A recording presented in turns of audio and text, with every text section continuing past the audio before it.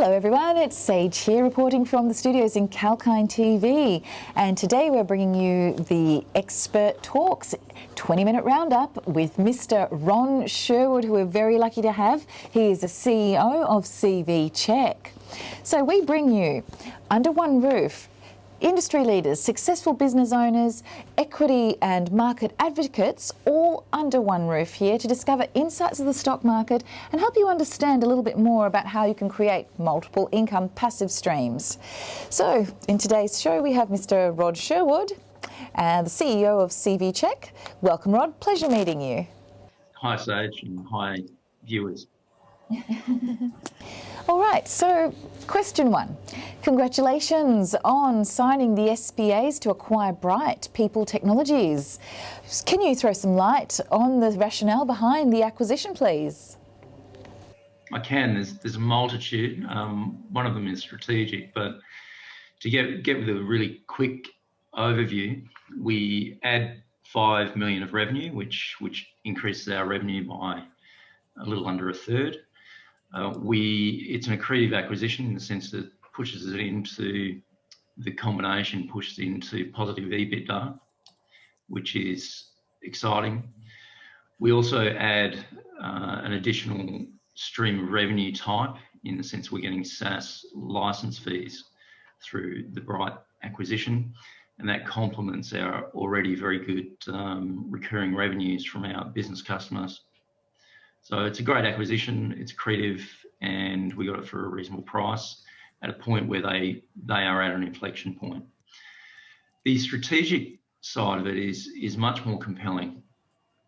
𝐶𝐕 sits in an area of the RegTech market, which is the verification and monitoring of personnel in workforces, whereas the Bright technology enables us to move up into also the compliance and risk management part of the chain, so that we can hit right in the bullseye of taking the information that we provide about candidates and workforces and then leverage that into the way that companies can manage those workforces through time. So it gives great insight to companies, it helps them greatly reduce their risk, and we can discuss some examples as we go. In tandem, 𝐶𝐕 completed a share placement worth $10.5 million. How well do you think this strengthens your company's financials position and progressing acquisitions? Well, for us, it was a great transaction. We had a book which we only soft sounded on, so we didn't actually go out to a wide investor base. The book was 3 times oversubscribed, so we paid it back very aggressively. And so it ended up going to only a few names. Then for us, what this positions us to do is we're already a cash neutral company. Our company is standalone, and we find the same with the target, Bright. So for us, this will leave us in a strong position to get the integration done and fully funded and explore the ways that we can leverage the transaction into our marketplace. So we'll be in a very strong position after this.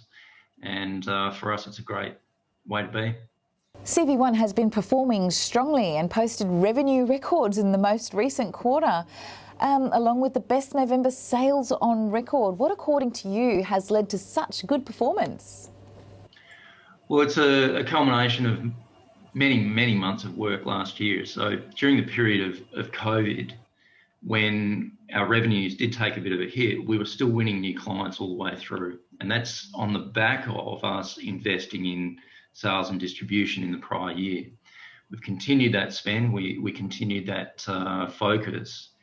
And what that's led to is, as those new clients have onboarded, revenues have lifted. But in addition to that, we've got a number of our large corporate clients now behind, and they're catching up also in their workforce screening. So we've got a double tailwind of new business customers coming on, onboarding and taking much more complex bundles in their workplace screening.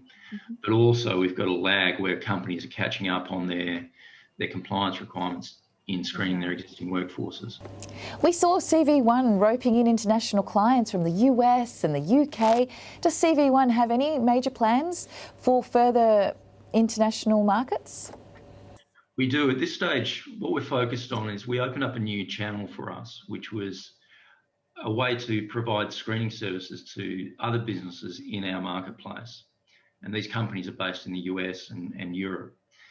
So we're currently pre-commercialising that, and we do have ambitions in it, but we want to see how it goes first, like we have with all of our other channels. And we'll do more with that in the coming financial year. But for us, it's an exciting development, and the new acquisition actually dovetails very neatly with that strategically. So it's an exciting thing to be looking at and playing in, but at this stage, we're still in the pre-commercialisation phase. COVID-19 and the uncertainties are still posing threats to businesses and lives. Are there any major challenges that CV1 currently faces, and what is the strategy for tracking of the same? The main issue really is the fact we're now past what was the difficult phase of April, May, where everything was so uncertain. What we have now is businesses have learnt, and societies generally have learnt to live with COVID. So the issues now are more ongoing management of those risks, where you have a snap shutdown occur. In the case of Western Australia, we had a snap 5-day lockdown. Melbourne's just re-entered one of a week or so. New Zealand's just entered one of 3 or 4 days.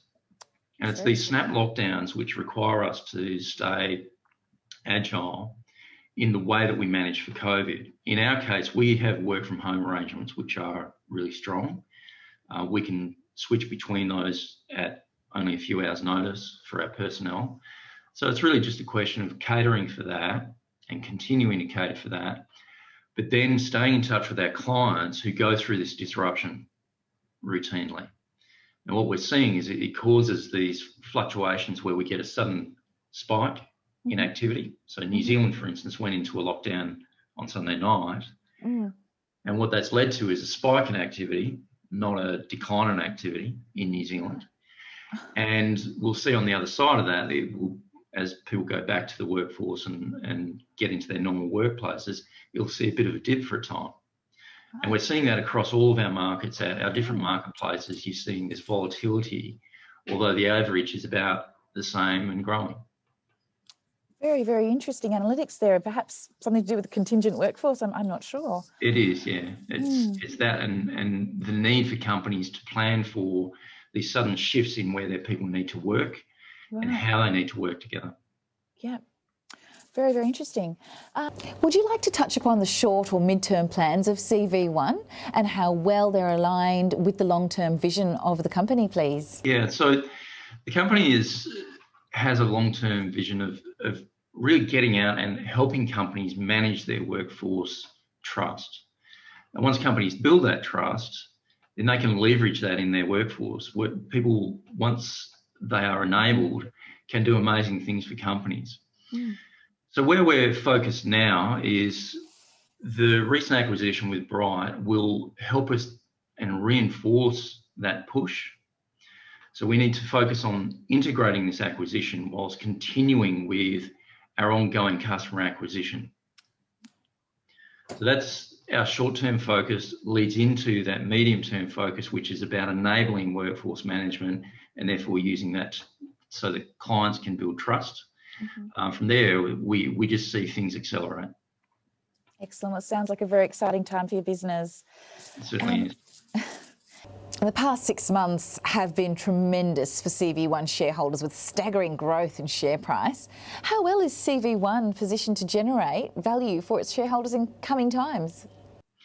Well, these record revenues that we've seen September, October, November, December, and the current period, there's no sign of that abating, and there's continued stimulus in the economy, continued tailwinds. And what we're finding with COVID is there's also a much bigger awareness in the part of our customer base that they need to come to us and engage with us and help them manage their way through. So we do see that at this stage, it's only early in our phase of growth.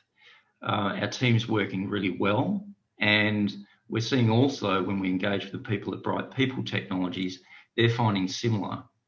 So I see this really only the beginning, and the stock really, when you look at its comparables with high annual recurring revenue, SaaS license fees, and this workforce management with a great client base. We have a very strong client base. When you look at all those metrics, it's very modestly priced as a stock.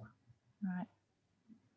Excellent. Thanks for your insight there. Viewers, hopefully you're taking note of this. The ticker code for the stock is CV1, if I'm correct. Is that right, Rod? Yes, it is. We've been listed on the Australian Stock Exchange for a good 5 years now, and Excellent. we're continuing to progress on our objectives. Sounds like you're in a pretty strong uptrend there as well at the moment. Yeah. So, and finally, we've reached the end of our questions here. Any final thoughts you'd like to share with our esteemed audience here at 𝐾𝐿KINE?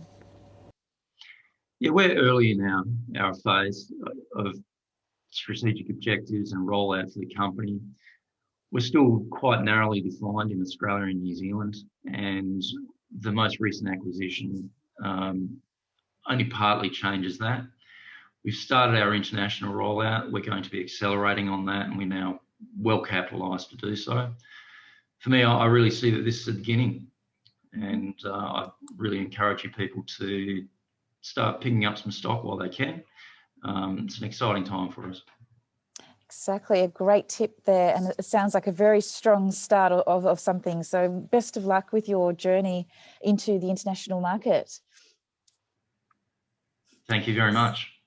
Well, that was a fabulous show. It was lovely chatting to you, Rod, and thank you for your time again. With that, it's Sage here signing off for today, and watch this space for more. Until then, stay apprised and invest wise with 𝐾𝐿KINE.